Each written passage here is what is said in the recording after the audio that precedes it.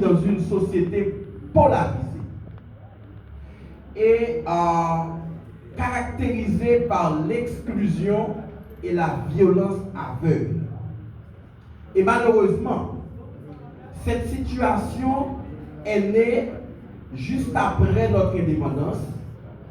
Et dommage, aucune mesure n'a été prise pour corriger de telles dérives.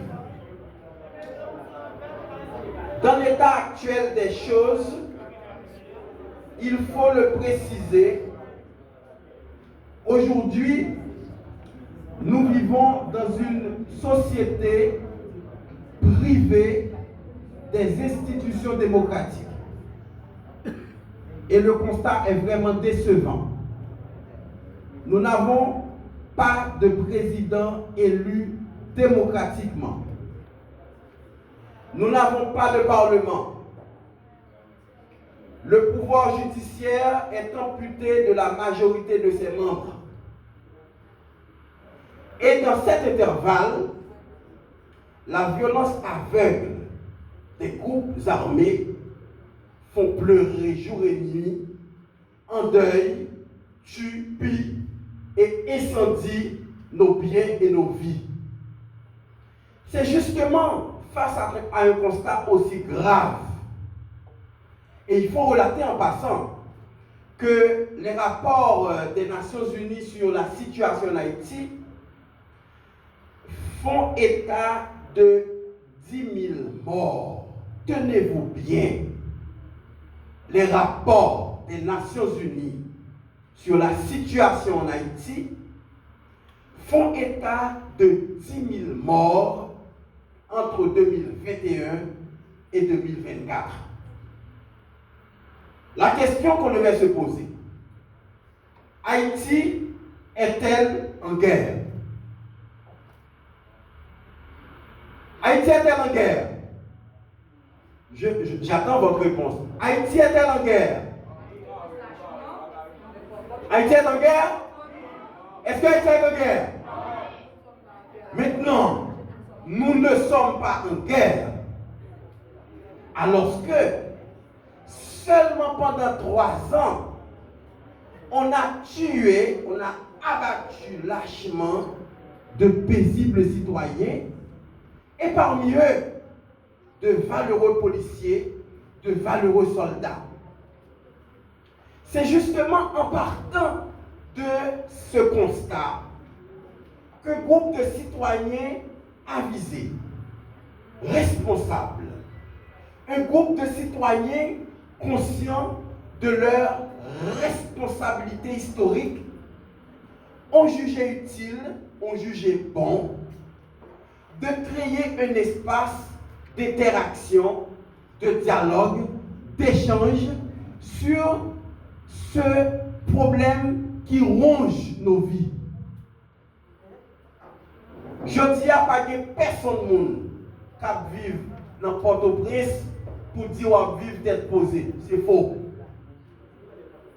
Dans quel que soit point où il y a dans Port-au-Prince, pour un moment qu'il ne faut pas respirer dans n'importe, c'est dans les chevaux respirer. Parce que la situation est tellement stressante qu'on n'arrive même pas à avoir son sang-froid. Donc, c'est justement pour donner le ton. C'est justement pour dire halte là. C'est justement pour attirer l'attention de chacune et de chacun sur ce problème endémique qu'un groupe d'organisations de la société civile, d'organismes de défense des droits humains, de religieux, de professionnels d'horizons divers et de citoyens ont décidé de mettre en place plateforme citoyens ensemble pour la paix. Nous décidons de mettre en place parce que nous nous rendons compte que ce n'est pas normal pour nous hypothéquer l'avenir de l'école. Ce n'est pas normal pour nous hypothéquer l'avenir jeune dans l'université. Ce n'est pas normal pour nous hypothéquer l'avenir génération qui va venir. nous dit désormais, faut que sujet qui a rapport avec la paix fait écho dans la société. Faut gagner de l'autre voix, commencer par parler de l'autre discours. Parce que nous bouquons tendez parler de violence. Nous bouquons les gens assassinés. Nous bouquons les gens qui ne sont pas à l'école. Nous bouquons les jeunes qui ne sont pas à l'université. Et nous bouquons le territoire perdu qui a créé chaque jour dans la société. Dans ce sens, plateforme citoyenne ensemble pour la paix, qui est pour petit nom PESALA, il prend un engagement solennel pour mobiliser tout citoyen à la ronde badet, sans exception de couleur, sans exception d'appartenance politique, sans exception d'appartenance religieuse, au-delà de toute différence, pour que nous t'emmenons parler. Parce que, comme la Bible a dit, au commencement était la parole, et nous croyons qu'avec la parole, nous avons fait un pile bagaille.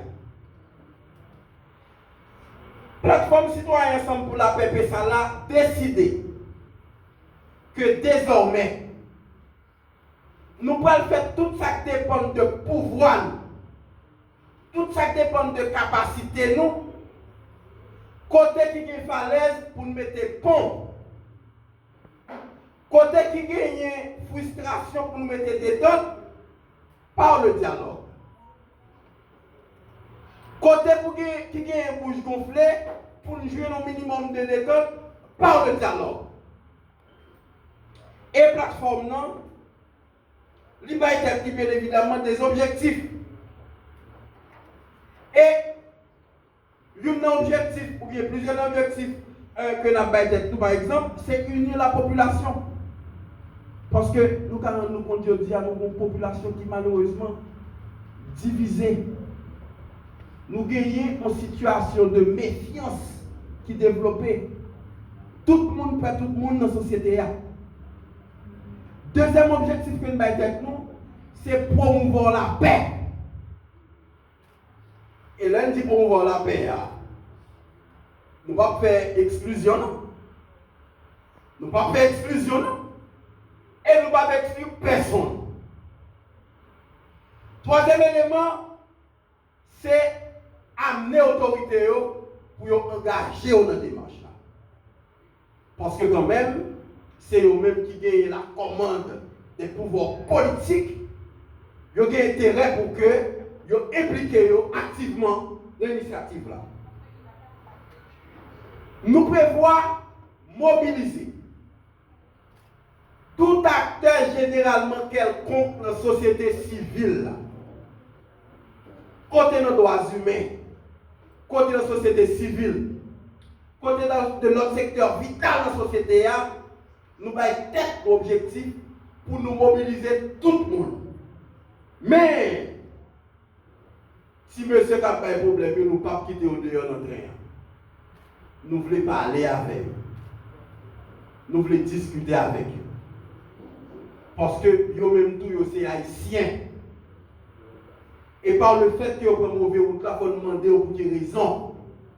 Il faut parler avec eux. Pour nous garder dans quel sens nous avons convaincu pour reprendre route là. Parce que véritable vivre ensemble, c'est dans la paix pour le faire. Et nous mettons nos objectifs tout pour nous engager dans une dynamique pour éduquer le monde sur la paix. En commençant par les enfants, les jeunes, dans tous les milieux sans exception. Nous disons après nos dynamiques de mobilisation citoyenne. Nous parlons pour nous construire de réseaux de communication, d'échange, de discussion. Nous avons gagné pour créer de plateformes de dialogue Et nous avons tout pour assurer nous que nous faisons suivi de toute action que nous avons pour nous engager. En principe, nous avons une stratégie pour que l'objectif nous capable de matérialiser. Et l'objectif nous est extrêmement intéressant. Et c'est sûr pour les travailleurs de la presse, avant même qu'ils soient déplacés, il y a des possibilités pour donner une copie de nos dossiers. Maintenant, il y a un élément qui est fondamental pour nous mettre nous d'accord sur lui. Haïti, c'est pas nous. Haïti, c'est pour nous lier. Seul monde qui peut permettre que le pays ça fonctionne déjà, doit fonctionner, c'est haïtien. C'est pour ça. Partie de tout constat que nous avons fait là. Un pays qui a mouru sous pied. Un pays côté de monde qui a moins que 10 ans a fait crise de tension. Un pays côté de monde qui a moins que 18 ans fait maladie sucre. Bagaille que nous pas gagner ici. Nous décidons que désormais, Pessala vini pas pour remplacer personne. Pessala pas vini remplacer personne. Pessala vini pour le porter touche balle pour nous joindre véritablement la paix que nous tous besoin pour nous vivre bien dans le pays. Nous avons lancé un vibrant appel à la population. Pour nous rappeler que, généralement dans la vie, lorsqu'elle elle fait pinois, c'est jour le bras jour. Pessa la te petit dans la route, mon maître fait nous confiance. N'a porté bonne nouvelle. N'a pas adressé nous à jeunes. Parce que l'avenir pays c'est yo. N'a dit rejoindre-nous. Rejoindre-nous parce que chantier ça que nous lançons aujourd'hui. C'est des chantiers qui nous permettent que nous commençons à jeter base nouvelle Haïti. C'est des chantiers qui nous permettent que nous commençons à consolider rapport avec le monde dans la société. C'est des chantiers qui nous permettent que nous commençons à créer l'espoir dans la société. Et nous dit jeunes, même s'il n'y a pas ces problèmes, je dis, nos calamités, ou des difficultés pour aller à l'école, ou pas à l'université, paix ça là. Et nous voulons qu'aimer ensemble avec eux pour nous construire la paix dans la société. Nous avons un appel avec femmes et garçons qui ont des âmes aujourd'hui. Nous connaissons que tant que ça fait dans le pays sur la planète là, le monde décide de prendre des âmes. Il connaît qu'il y a deux options. C'est prison ou bien cimetière. Et malheureusement, ce n'est pas nous inventer. Réalité, ça, c'est nous simplement interpréter. Mais,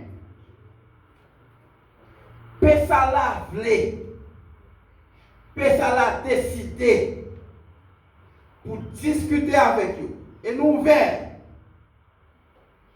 Si on veut rentrer dans une dynamique de paix,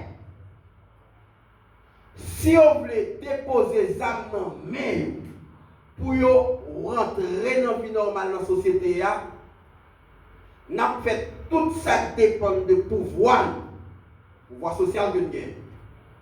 Pour que nous discutions, nous convaincre l'autorité dans l'État. En commençant par le président, le premier ministre, le directeur général de la police, le commandant-chef de l'armée, pour nous garder qui gens que nous allons résoudre le problème de délinquance ou bien de grande criminalité ça de manière pacifique. Et nous déjà commencé à parler avec l'autorité pour que, avant de rentrer dans la phase musclée, pour mettre la sécurité dans le pays. Parce que, moi, l'armée a mobilisé, moi, la police a mobilisé, il y a deux forces qui vont venir d'ailleurs. Dans des discussions que nous avons avec le Premier ministre, je dis à la supposée à recevoir matériel militaire. Donc, on mise en place qu'a fait pour que vous utilisez la force face à la force. Mais nous-mêmes, comme citoyens, qui connaissent que généralement, toujours des conflits entre la langue. Dans la langue, même si il y a des conflits, dans le monde de langue, je ne peux pas bracher la langue dans jeter sans entendre pour entendre. Mais il faut qu'on ça fait avec intelligence. Il faut qu'on ça fait avec intelligence. Et c'est ça qu'on a demandé à groupe qui est ça même pour commencer à envoyer des signaux forts à la société. Pour commencer à montrer à la société que c'était manque d'encadrement qui te fait que vous rentrez dans une dynamique de ce genre et vous parlez pour faire la paix à tête, pour faire la paix à la société. Parce que le principal groupe qui est victime de violence là, c'est le peuple haïtien. Et puis finalement, on a parlé avec l'autorité. L'autorité, nous là pour nous résoudre un problème de société. Malheureusement, qui créé à cause de mauvaise gouvernance. Et ça va nous mettre d'accord sur nous. Situation de crise systémique que nous avons vu aujourd'hui, les résultats de mauvaise gouvernance. Les résultats sur le fait que l'autorité a pensé pourquoi il a fait tout le bagage. Et ça fait la place en appel à président conseil de transition, M. Edgar Leblanc-Fils. Pessala souhaitait qu'au niveau du conseil là, nous prenions toute disposition pour que dès le début de la semaine prochaine, nous commencions à discuter sous meilleure formule que nous sommes capables de résoudre la crise de manière pacifique. Si toutefois, femmes et garçons qui examinent décident de suivre ou bien décider d'appliquer appel Pessala lancé.